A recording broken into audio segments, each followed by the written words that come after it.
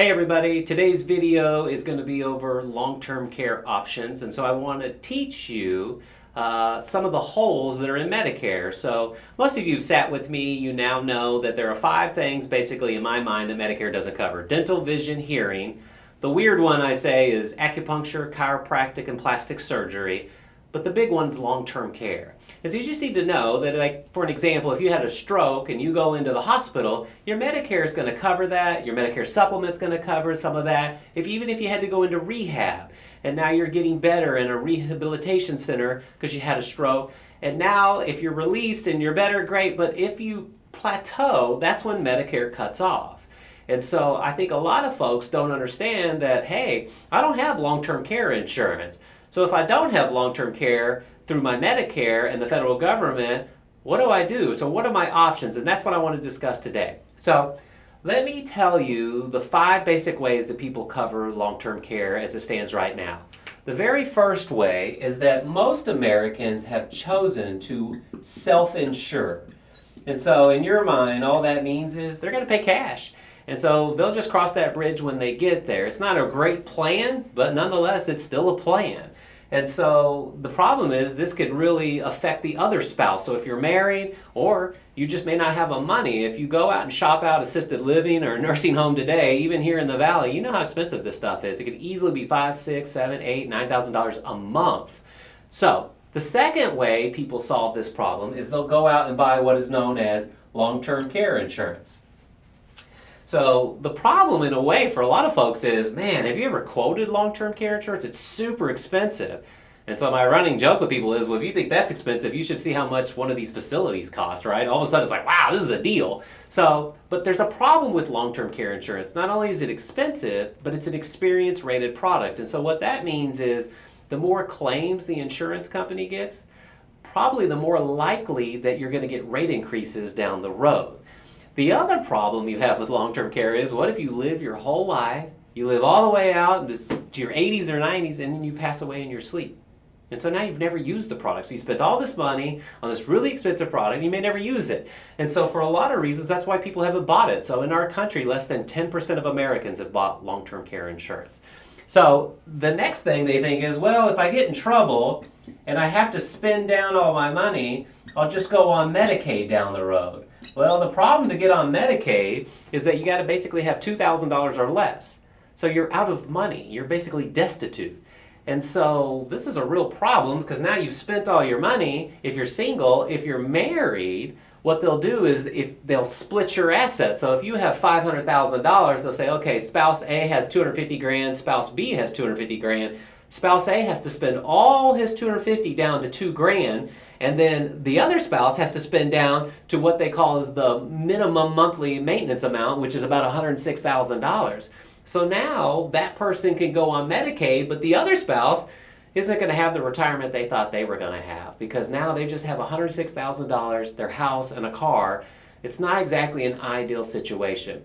So what I want to do is I want to show you 2 other options that exist today that are new.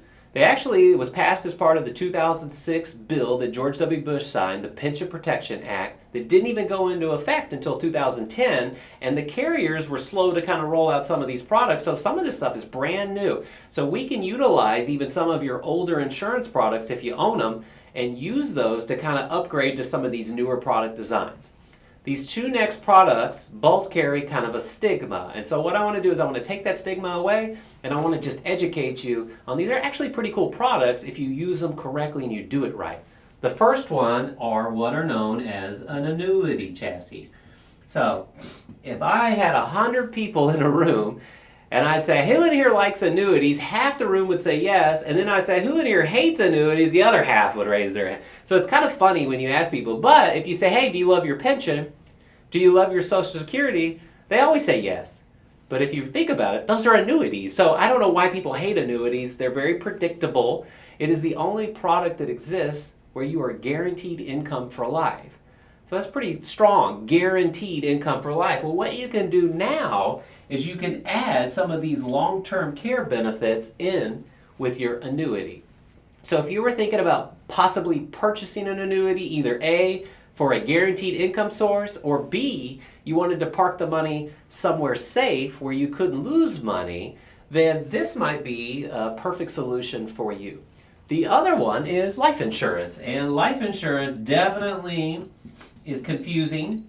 There's so many different kinds, and when I say life insurance to some of my clients in their 60s, they're like, well, Aaron, life insurance, that's for like younger people, you know, in case one of the spouses passes away, it'll cover the mortgage and income replacement so the kids can go to college.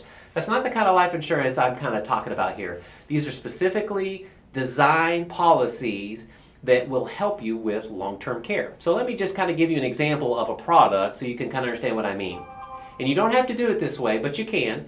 So some people want to pay annually or monthly, or they just want to write one check and be done with it. So let's just do a one check and be done with it. So I had a client just do this. She had $100,000 in a CD, it wasn't making any interest. She said, Aaron, can I do better? I'm also concerned about long-term care. So what she did is she wrote her $100,000 check, and day one, the death benefit on that policy had $200,000 in death benefit. So if she had passed away a year, 2 years, 5 years down the road, she knows her beneficiary is going to get double what she originally put in. She had 100, it went to 200. Also, that policy, the entire $200,000 death benefit, can be used for long-term care purposes. And so while you're alive, you can accelerate that leverage back out of that policy, and not only does it come out cash, it comes out tax-free.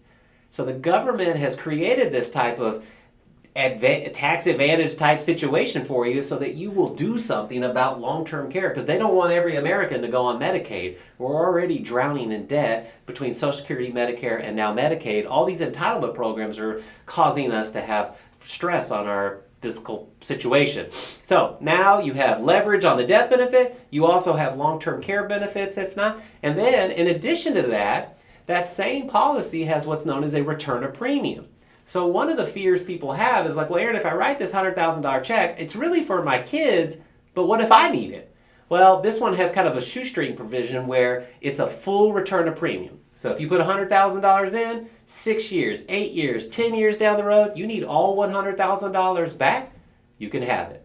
So these are just some ideas, some solutions, today's world that you can use to help solve long-term care. So I hope that helped you educate. If you'd like an illustration or some more information, I'm happy to run it for you. Thanks for tuning in.